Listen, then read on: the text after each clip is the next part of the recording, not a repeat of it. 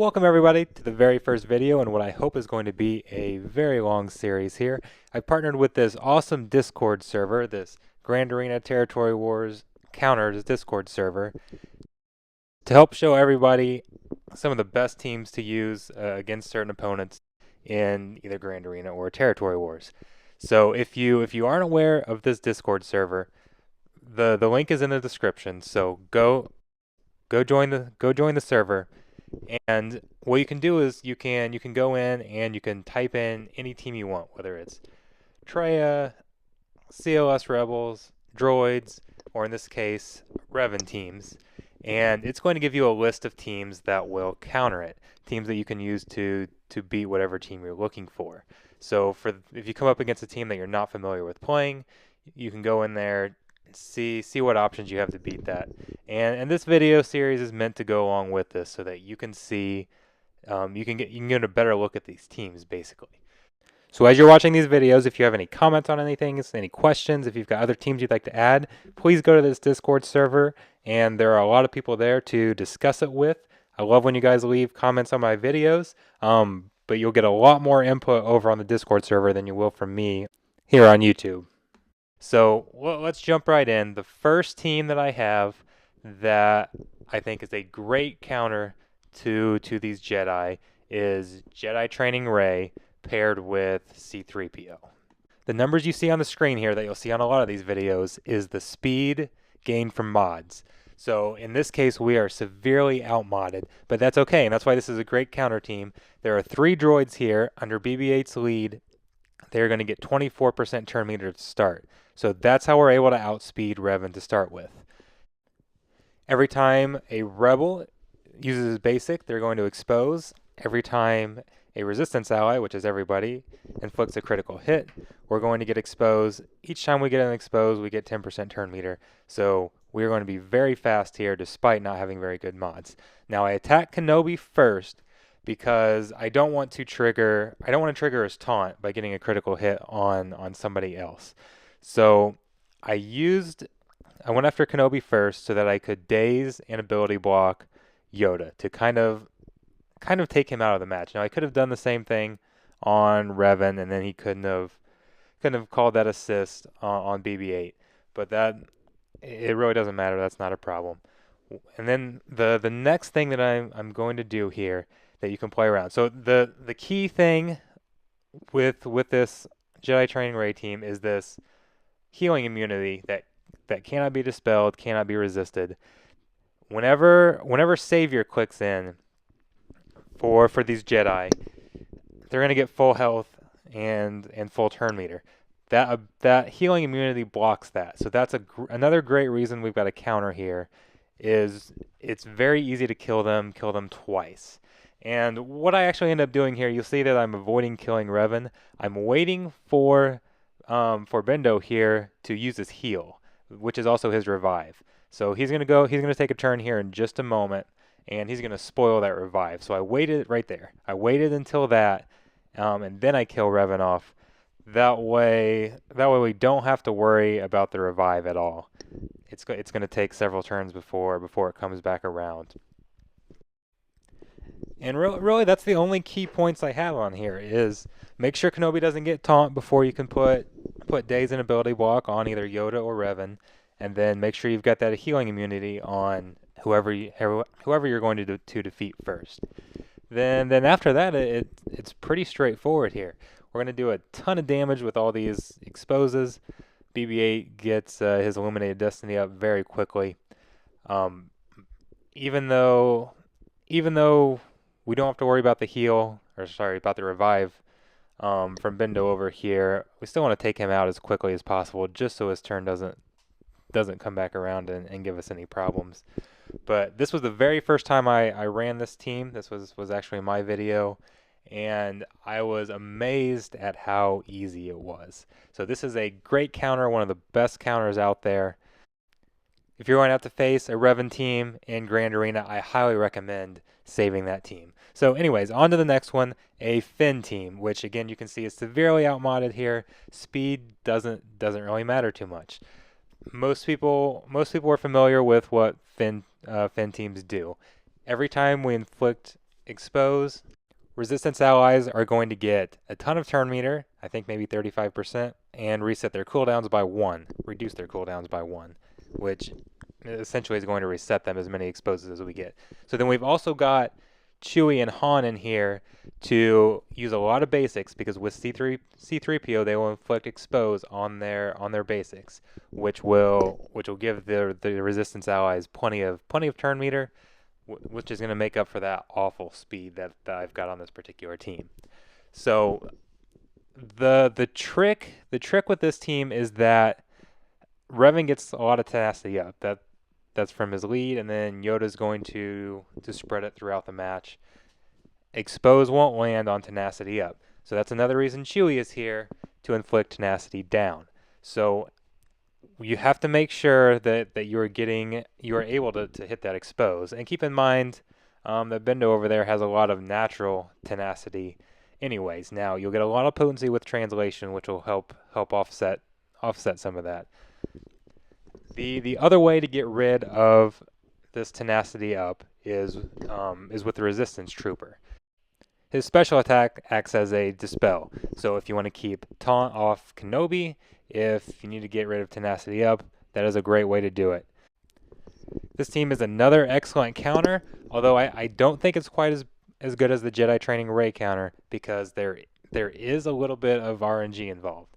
Resistance Trooper, for example, doesn't always inflict expose on his basics, so there's some RNG there.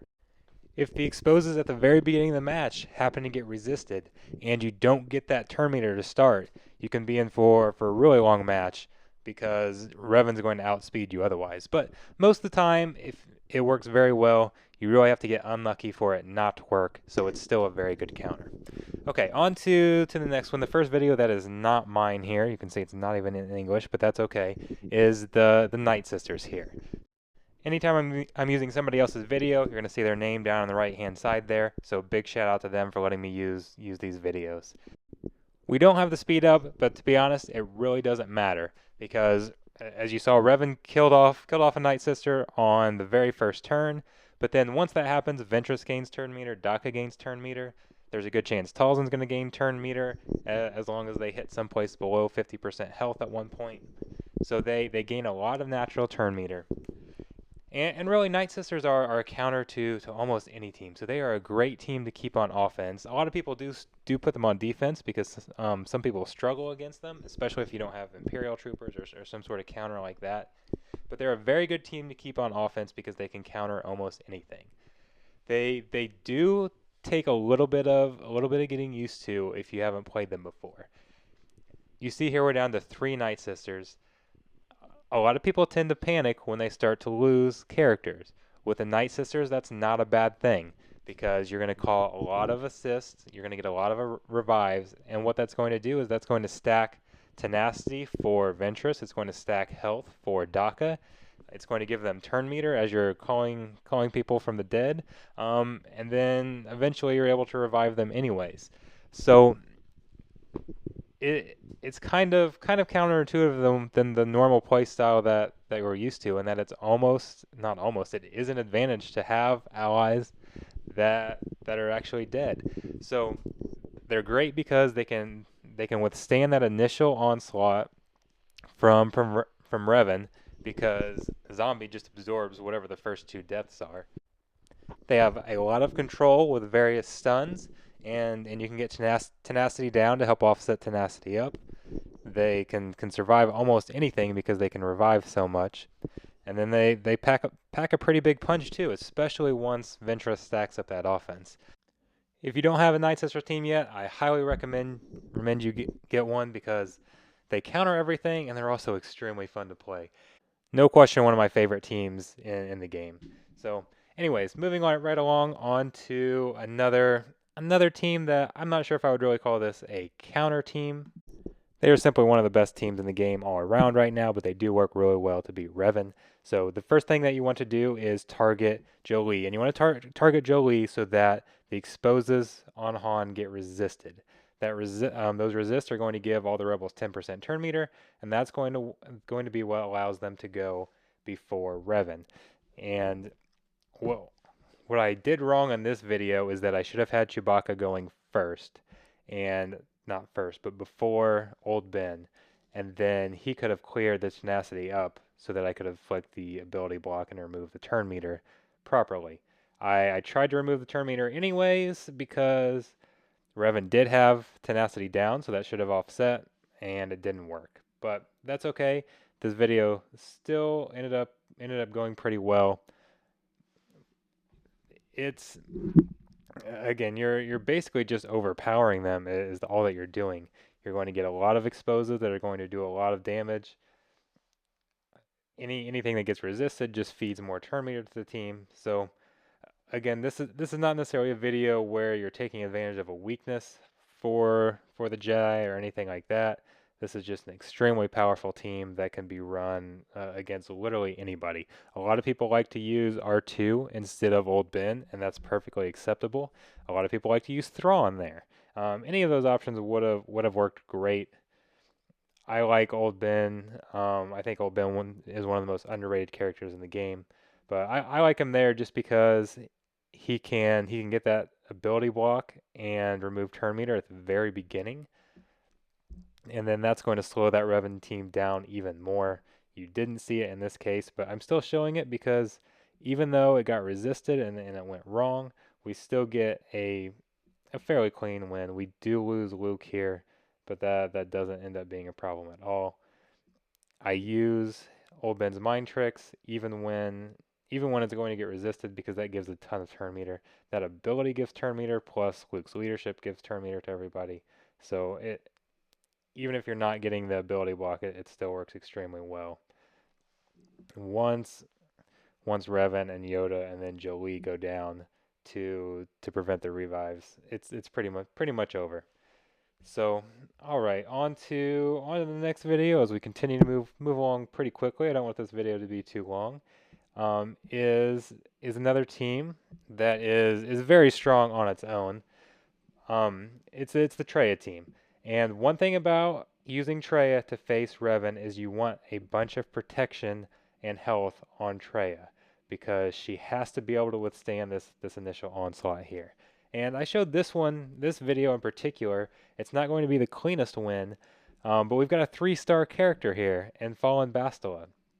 And one of the biggest things that she's going to do is make Trai more durable so that she can withstand all of these hits. You're going to see Trai die here eventually. But the longer she stays in the match, the better off you are. Because the Jedi advantage here is really at the beginning. They get all that turn meter up front, or I guess not turn meter, but they get all that speed up front that allows them to go first. They revive the first time that they die, so they've got a huge advantage up front. But then the longer the match goes on, the advantage switches over to the Sith here. You're going to get Annihilate from Nihilus. Every time a character is damaged, every time a debuff character is damaged, it's going to heal the Sith, and you get a lot of damage because they call a lot of assists. So whenever they call assist, if there is a debuff on them, which there is a lot of the cases, with more help from Fallen Bastila there, it's actually going to heal your own Sith. So that makes Trai extremely hard to take out. That's why it took so long to get her off the board. And it stalled long enough that this match that Nihilus is basically just able to take over and annihilate everybody. This, even though you see he was at a slight disadvantage with speed mods, this was facing my team, and my team is actually modded for quite a bit of damage, which is one of the reasons that this wasn't a clean win. Whenever he sent me this video, he actually offered to redo it because he didn't like how close the ending was.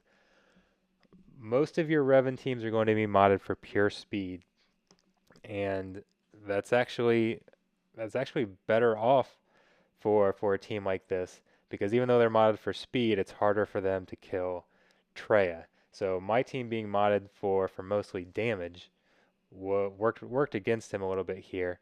But even though that worked against him, he was still able to get a victory. So unfortunately, the match does take a lot longer than some of the others. So to kind of sum up why this team works, Fallen Bastila gives the leader, which in this case is Traya, a lot of extra defense, is going to help her survive a lot longer. That's going to give Thrawn the chance to fracture somebody, usually either Yoda or Revan, to at least temporarily take them out of the match, slow things down even more.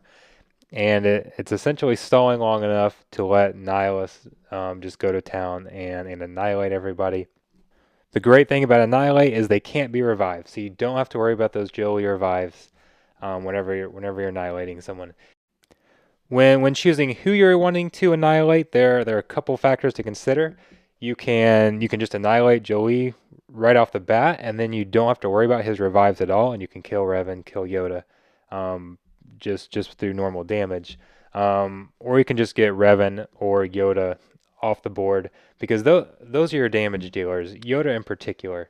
Once Yoda is out of the way, everything kind of starts to fall apart. Yoda and Revan are definitely the key cogs here, and Nihilus is just going to start stacking a ton of health as we go on. So if you don't have Yoda, you're probably not getting through Nihilus. So even if you have to wait through 5 minutes of the match, you're going to get through it eventually.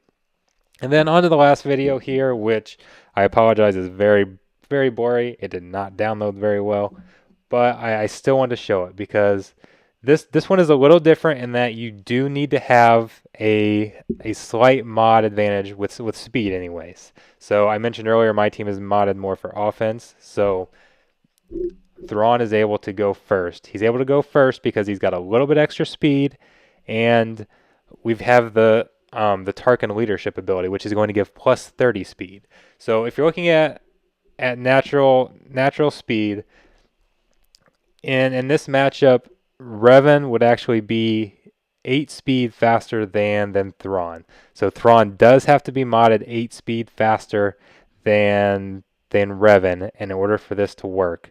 So it's not a good counter at all if you don't have a speed advantage. But if you've got that speed advantage, Thrawn can get the fracture in from the very beginning. That's also going to allow Traya to get an isolate in.